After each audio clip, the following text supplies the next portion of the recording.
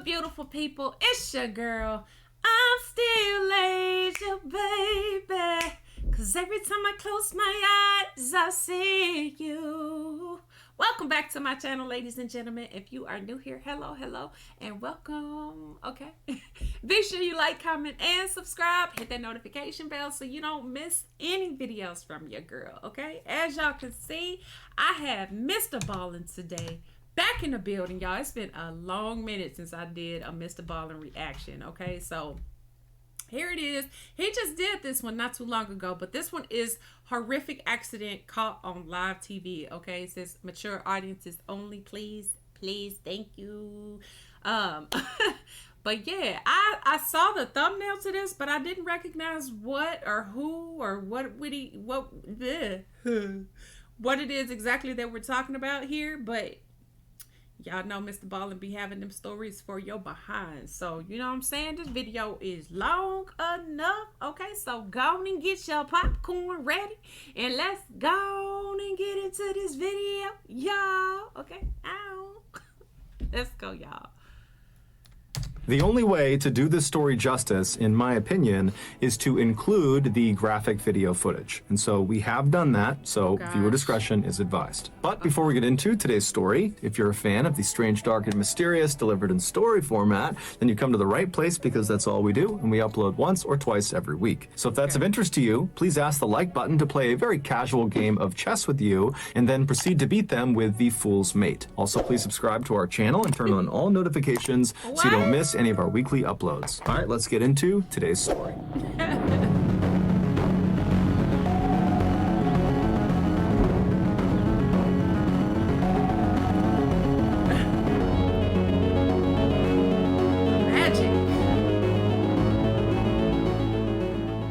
On January 27th, 1908, a 34-year-old handcuffed man walked out from behind the curtain to a cheering crowd inside of a theater in St. Louis, Missouri. This was going to be this man's first ever live performance, but he did not seem nervous. Next to this man on stage was this comically oversized milk can that was filled to the brim with water. Once the audience had stopped clapping and had calmed down and taken their seats, this man on stage turned to face this milk can and then climbed up this small ladder and then lowered himself feet first into this can, and as he did, his body displaced water from the can, causing it to spill over onto the stage. And then once almost all of his lower half was submerged in water and the audience could only see his face, this man looked over at his assistants in the wings of this theater and kind of gestured to them that he was ready to start. And so the assistants come running out into the middle of the stage and they immediately close the lid of this milk can. Okay, see? Right there, just everything about what he just said, y'all. Got all kind of problems with that. All kinds of problems with that. Absolutely not. There's no way you finna close this thing on top of my head. I don't care what kind of trick this is, okay? Yeah. Is you fool? Is you crazy? Nope. And then you want to do that in front of the audience, boy, you about to drown yourself. That's what's about to happen. I'm telling y'all right now. I don't even know what story he about to tell, but you crazy. That's an absolute no. I'm running out into the middle of the stage and they immediately close the lid of this milk can over this guy, pushing his head down into the water. And so as the audience is gasping and collectively holding their breath, the assistants proceed to lock this lid with 6 different locks around the top.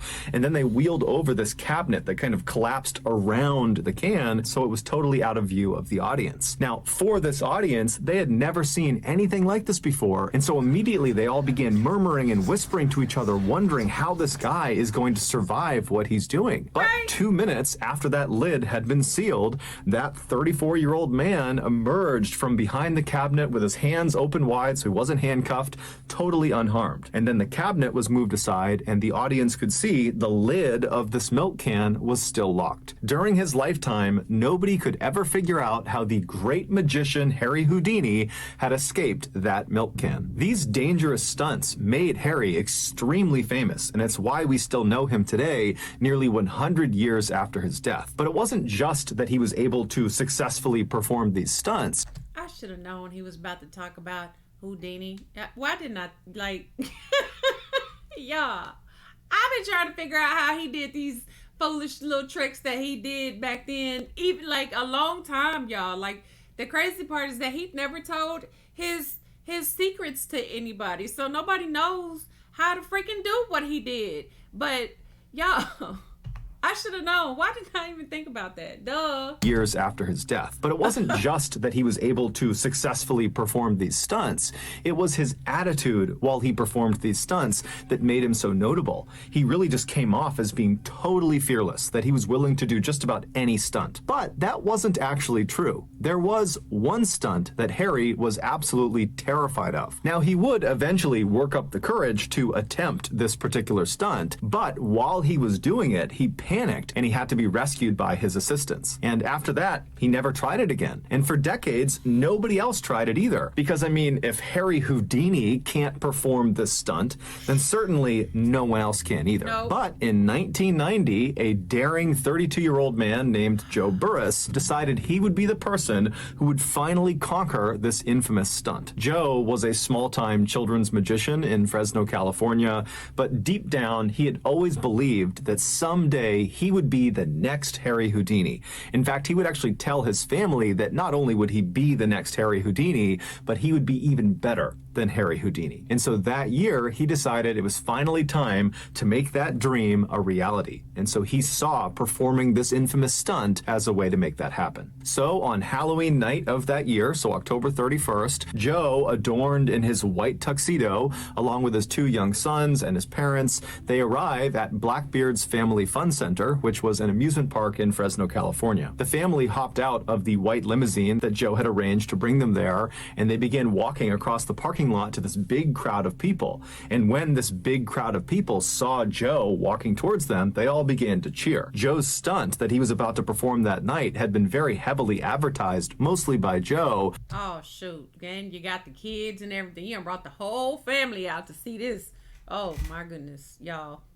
This is about to be bad. This is about to be so bad. Oh my gosh. Stunt that he was about to perform that night had been very heavily advertised, mostly by Joe, and so it had become this spectacle in Fresno. It was going to be aired live on TV while he was doing it, and it was going to be broadcast on a radio station. So after Joe and his family make it over to this big crowd, Joe walks to the front and he climbs up on this impromptu stage, and he gives this impassioned speech to his audience about how he's going to be the one who takes on this stunt and becomes the next Harry Houdini. And then afterwards, he looks over at his assistants, all these guys that are around him, and he gestures to them that he's ready to begin.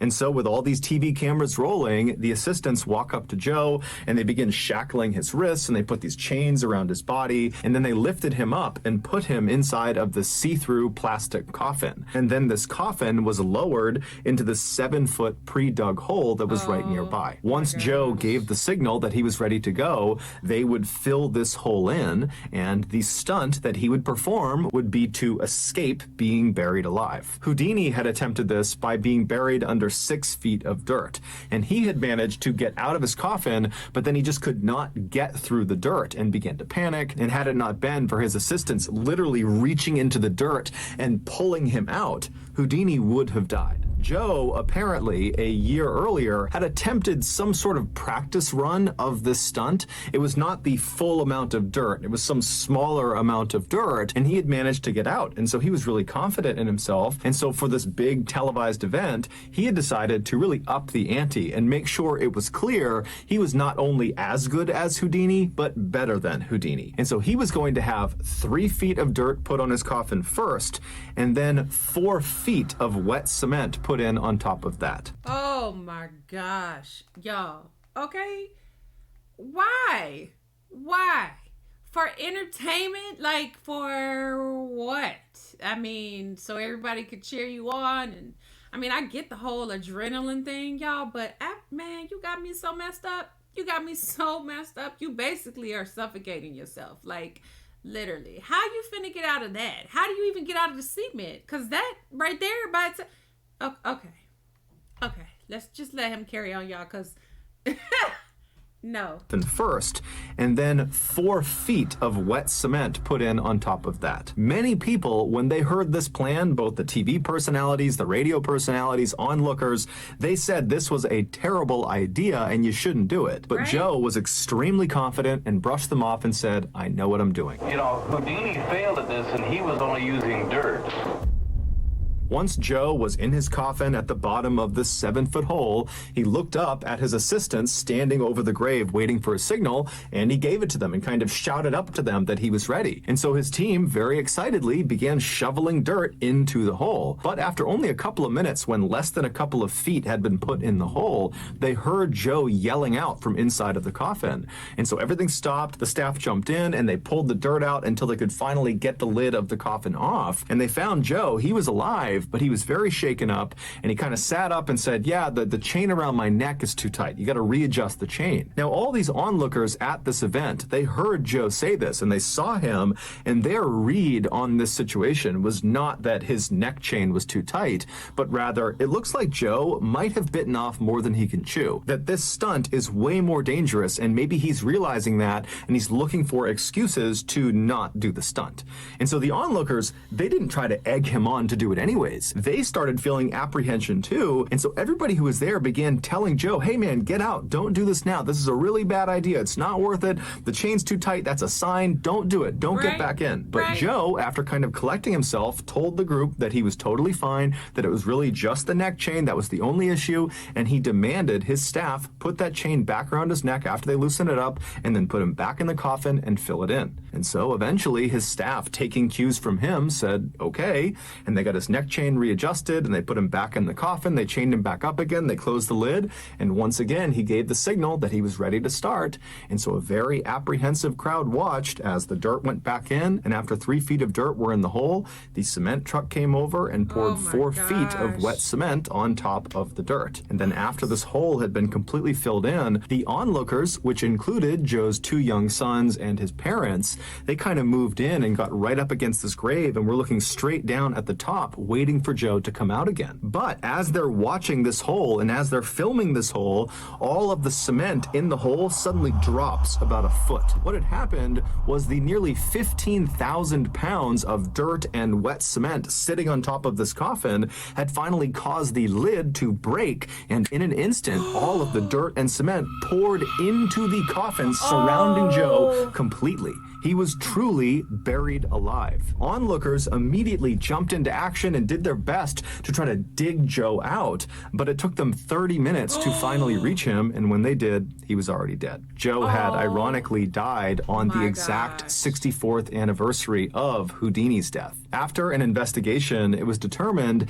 that Joe had not tested the strength of his plastic coffin against the weight of the wet cement. He'd only tested it against dirt because that was the one he had done the year earlier. He had done it under dirt, and it worked. Joe had also not taken into account that cement dries from the bottom up. So even if Joe had managed to get out of the coffin and make his way through the first 3 feet of dirt that was right on top of the coffin, he most likely would have been trapped under the hardened cement layer. You realize that cement starts... See, that's the kind of stuff I'm just like, you know, why wouldn't you have researched that or known about that beforehand? You had even tried something like that. Like, I just feel like that was just dumb. That was just dumb.